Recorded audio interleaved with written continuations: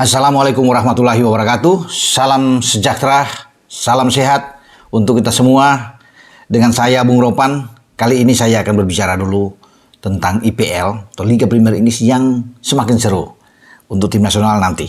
Ya, saya tunda dulu. Ya, siapa tahu ada info-info lagi untuk ke depan menghadapi Jepang dan Arab Saudi dengan kondisi pemain-pemain kita. Nah, nanti malam saya bisa upload lagi atau pada besok pagi.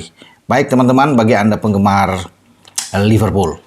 Ya, Liverpool sekarang mengambil alih puncak klasemen sementara di IPL, unggul 2 poin dari Manchester City setelah Liverpool di kandang mereka di Anfield mampu menjinakkan tim kuda hitam Brighton and Hove Albion dengan 2-1. Sempat tertinggal lebih dulu, tapi kemudian ada 2 gol balasan Cody Gakpo dan Mo Salah membuat The Reds berada di puncak seiring dengan kekalahan yang dialami pada Sabtu kemarin oleh City, di luar dugaan bahwa mereka takluk dari tim kuda hitam lainnya yang sedang naik, yang menakutkan saat ini, Bournemouth, ketika mereka kalah.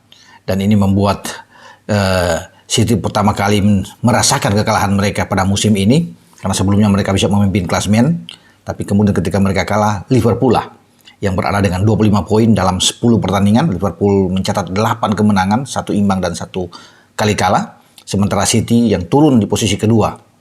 Dari 10 pertandingan City menang 7 kali, ada 2 imbang dan 1 kali kalah. Menyesakan memang bagi tim asuhan Pep Guardiola, karena mereka sebenarnya harus bisa menang dalam pertandingan melawan Bournemouth. Tapi Bournemouth memberikan pelajaran berharga buat City. Dan Bournemouth ini kalau di kandang saya pikir sangat buas sekali ya. Arsenal adalah korban mereka. Sebelumnya pada 2 pekan yang lalu mereka hajar Arsenal juga di kandang dengan 2-0, membuat tim asuhan bagi Arteta ini limbung, ya. Dan sekarang Arsenal itu turun keluar dari zona Champions, ada di posisi kelima bagi Arsenal ya. Dan kejutan terjadi ketika Nottingham Forest masuk ke posisi ketiga, artinya ada di Liga Champions sementara. Ini rangkaian pertandingan-pertandingan yang penting yang membuat mereka tidak kalah, karena sebelumnya kita tahu bersama satu-satunya kekalahan dari Liverpool pada musim ini dialami di kandang Liverpool.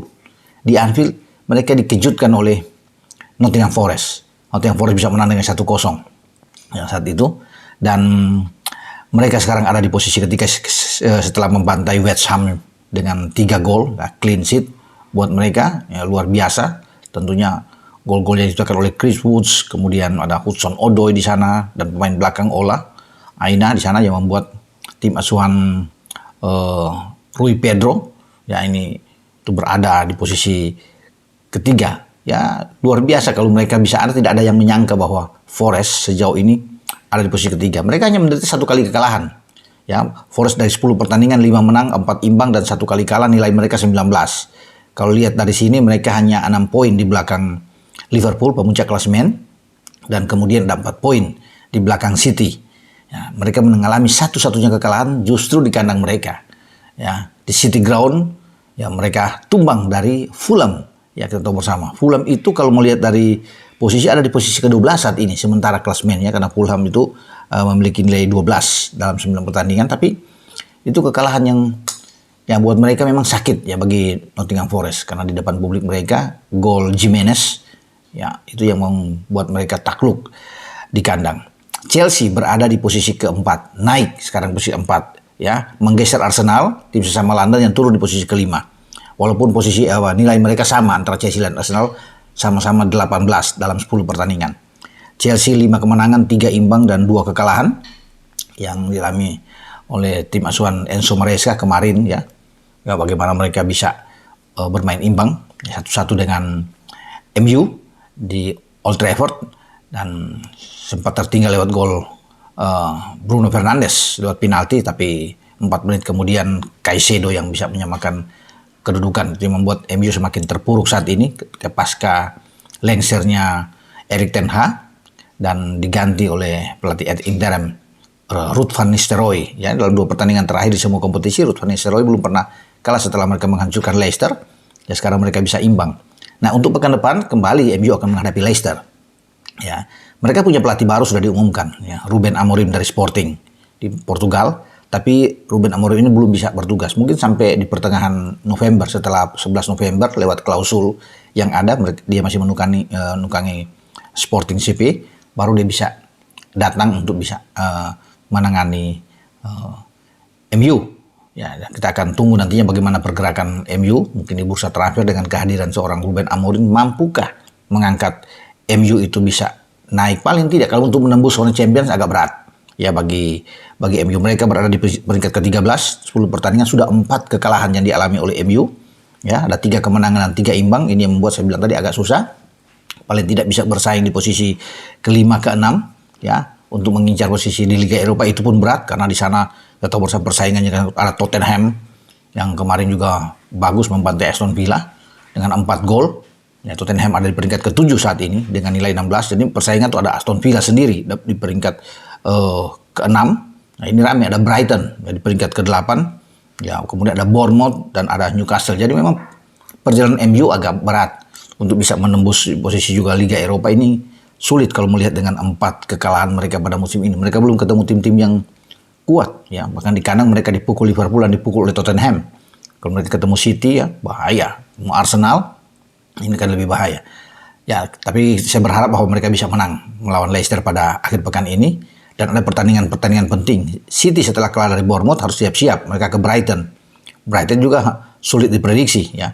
Bisa saja Brighton tuh bisa menghajar lagi City, akan membuat posisi City untuk bersaing dengan Liverpool agak berat. Ya. Liverpool akan menjamu Aston Villa. Aston Villa sedang kena shock mental mereka setelah kalah dari Tottenham. Datang ke Anfield, saya pikir ini berat buat mereka. Tapi tetap Liverpool tentunya harus berhati-hati karena Aston Villa suka membuat kejutan. Tapi mumpung bermain di kandang mereka, saya pikir 3 poin akan mereka dapatkan di sini. Dengan Salah terus bisa membuat gol. Dan kita akan lihat juga duel sesama London di big match pada akhir pekan. Ya, antara Chelsea dan Arsenal. Karena Chelsea menjamu di Stamford Bridge. Arsenal kalau sampai kalah lagi, Arsenal akan sangat sulit. Ya, Arsenal sudah 2 kali kalah. Ya, pada musim kalau sampai bisa mendapatkan 1 kekalahan lagi dari Chelsea, semakin berat persaingan mereka untuk bisa mengejar Liverpool. Apalagi kalau Liverpool bisa mengalahkan Aston Villa, akan tentunya lebih jauh posisi Liverpool ada di atas. Memang baru pekan ke-10, masih panjang ke depan. Tetapi kalau hasil-hasil negatif yang diperoleh oleh lawan-lawan Liverpool ini akan memungkinkan bagi tim asuhan Arne Slot untuk terus bisa melaju dan berada di atas ya, untuk bisa mempertahankan posisi mereka. Jadi semua klub setelah City mengalami kekalahan dari Bournemouth, semua klub sudah mengalami kekalahan, tidak ada satupun. Kemarin terakhir City yang belum pernah kalah. Dan ini akan membuat persaingan semakin sengit, panas, ya, terutama antara Liverpool dan City yang hanya terpaut 2 poin ini, termasuk juga kuda-kuda hitam yang membuat kejutan ya, yang Nottingham Forest, ya, kemudian kita tahu bersama ada Aston Villa, ada Brighton, ada Bournemouth yang selalu menghadirkan pertandingan-pertandingan yang mengejutkan. Kita akan tunggu teman-teman apa yang akan terjadi ke depan di IPL. Perburuan gelar pada musim ini 2024-2025. Dengan saya, Bung Ropan berbicara. Ciao.